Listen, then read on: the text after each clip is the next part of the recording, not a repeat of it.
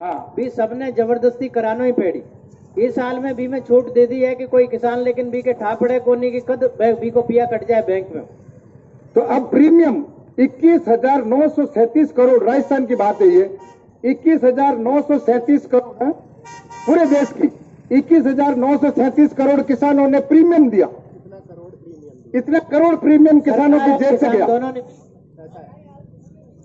सरकार और किसान दोनों ने मिलकर ये प्रीमियम भरा कंपनियों को 21,937 करोड़, और वापस उन्होंने क्लेम दिया 16,782 करोड़, और कंपनी ने इसी में कमाया 5,155 करोड़। तो ये बीमा भी एक कमाई का धंधा है।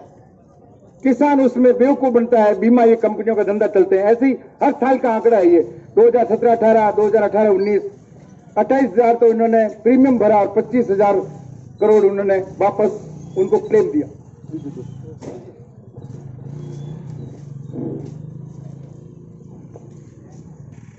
आज की जनता की लूट, अमीरों को छूट, सरकार किसके कहने में चली? 10% लोगों के पास देश की कुल संपत्ति का 77% दौलत उनके पास चलेगी।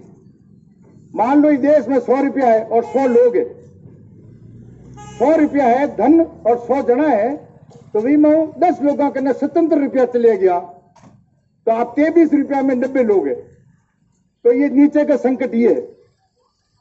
अडानी की संपत्ति 2020 में प्रतिदिन, हर दिन अडानी की संपत्ति बढ़ी है 449 करोड़ एक दिन का। दौलत बढ़ती की एक साल में दुगनी हो जाती है उसकी दौलत, और आप और हम यहां किसानों की बात कर रहे हैं। अडानी की देनदारी 2,21,000 करोड़ की देनदारी है, देवी को इनमें अपनी नरेगा चल जाए 3 साल तक पूरा देश में। 2018-19 में उद्योगपतियों पर बैंकों का 3,33,143 करोड़ रुपया बाकी आ, सरकार कह दिया डूबने दो, डूबत खत्म। वो डूबत खत्म गया, वो पैसे वसूल नहीं होंगे, किसान से वसूल करेंगे, किसान से वसूल करेंगे, कुड़की छूट देंगे। 2 लाख तक लोन हो किसान का तो वह तो 10 साल में 8 साल में कुड़की का निकल जाए, लेकिन बड़ा बड़ा जो कंपनी वाला है भी की कुड़की तो हो ही को नहीं कदे।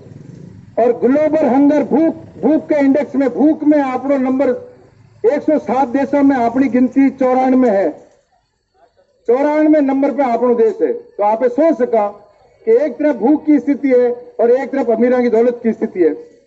अब मैं एक छोटा सा चार्ट और बताऊं आपने, वो 3 साल पुराना है, मैं भी बता रही हूं।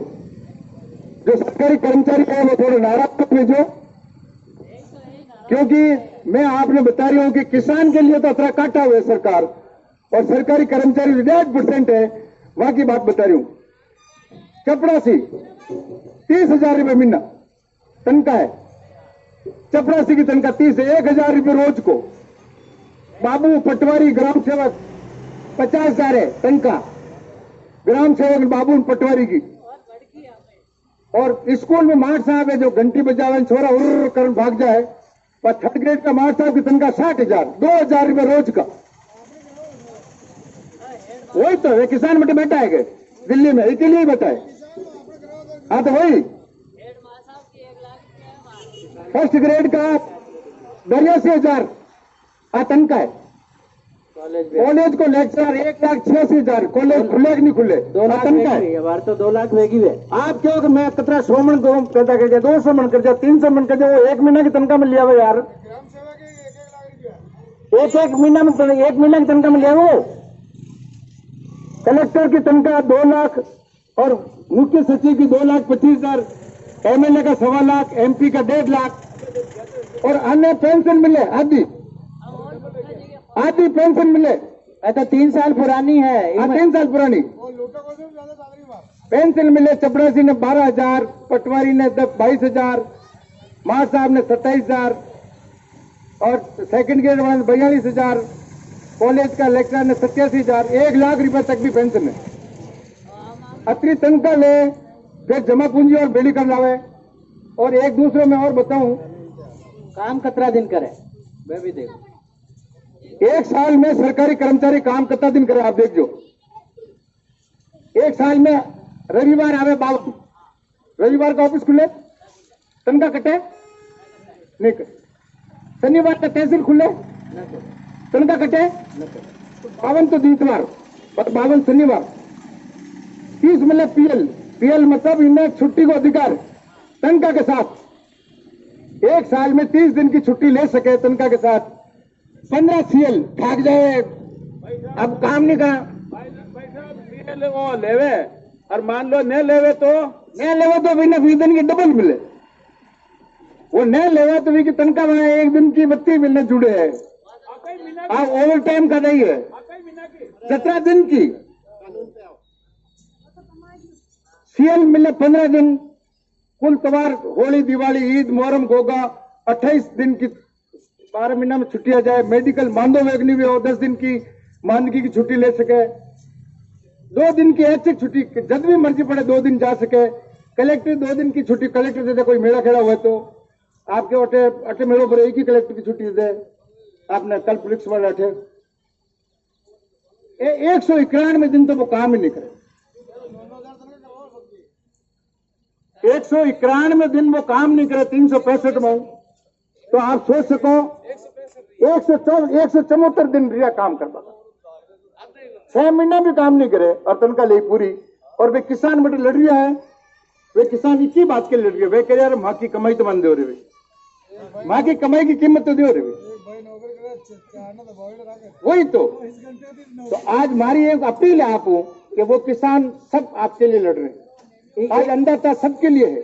एक बात और भी कहवा जा रहा है कि 1950 में कतरा गेहूं आता है एक कर्मचारी की तनख्वाह में, आज तो 100 कुंटल 1 महीना की तनख्वाह में आ जाए। 1980 में कतरा गेहूं आता आज, और दूसरी तरफ तो अतरा बढ़ा रहा है और अपने एमएसपी की बात कर रहे हैं कि एमएसपी कितनी है गेहूं की अभी 1950 रुपए, और वो अभी तो बाजार में तो 1650 का ही भाव है गेहूं का।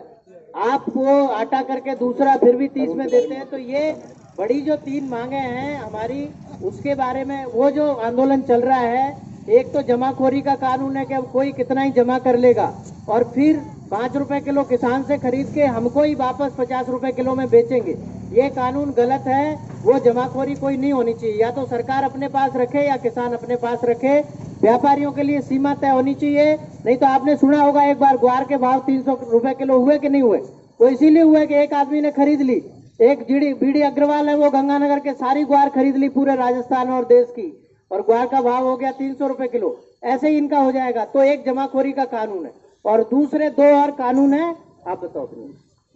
एक चीज ये है भाई, आज जो आप सामान बेचते हो, जो फसल आप बेचते हो मंडी में, सरकारी मंडी में जाती है, सरकारी गोदामों में बहुत फसल जाती है।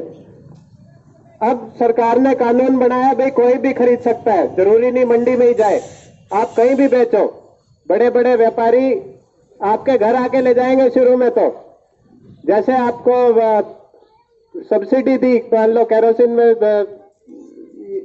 पहले तो भाव ज्यादा देंगे, सरकारी मंडी में टैक्स लगता है, उन्होंने कहा बाहर टैक्स नहीं लगेगा, कोई भी खरीदे तो बाहर टैक्स नहीं लगेगा, तो सरकारी मंडी में कौन देगा, सब बाहर ही देंगे, तो सरकारी मंडी बंद हो जाएगी।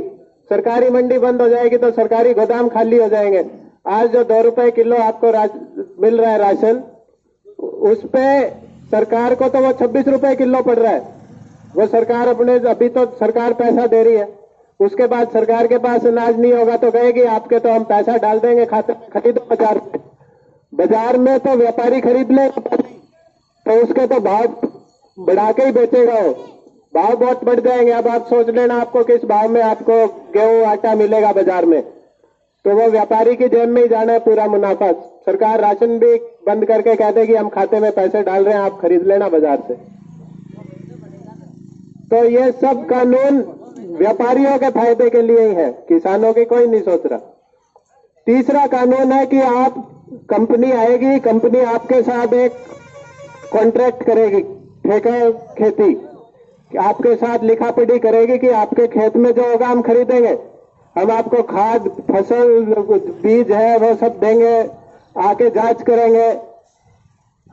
अब आप मान लो आपकी फसल होगी, फसल बढ़िया होगी, तो अब कंपनी जांच करने आएगी तो कहेगी आपके तो ठीक है, आपके तो ये 20 क्विंटल आलू है, इसमें से 5 क्विंटल हमारे काम का है, बाकी हमारे काम का नहीं है, आपकी गुणवत्ता ठीक नहीं है, क्वालिटी ठीक नहीं है, तो अब बाकी कहाँ बेचोगे, बाकी आपको सस्ते दाम में बेचना पड़ेगा। उसके लिए आप कोर्ट भी नहीं जा सकते। तो ये तीनों कानून कंपनियों को फायदा पहुंचाने के लिए है, किसानों की कोई नहीं सोच रहा। आज जो किसान दिल्ली जाने के लिए बैठे हैं, 60 किसान वहां ठंड में मर गए, अभी तक सरकार सुन नहीं रही। तो ये यात्रा जारी है भीम से शाहजहांपुर बॉर्डर, जहां किसानों को रोका हुआ है। हम ये जगह जगह ये मीटिंग कर रहे हैं, ये बात बता रहे हैं, ये पर्चा बांट रहे हैं। ये पर्चे में पूरी बात है। ये पर्चा आप भी पढ़ लो, समझो, और ये और लोगों को भी आपको समझाना है, क्योंकि इसका समझना बहुत जरूरी है कि यह कानून क्या है।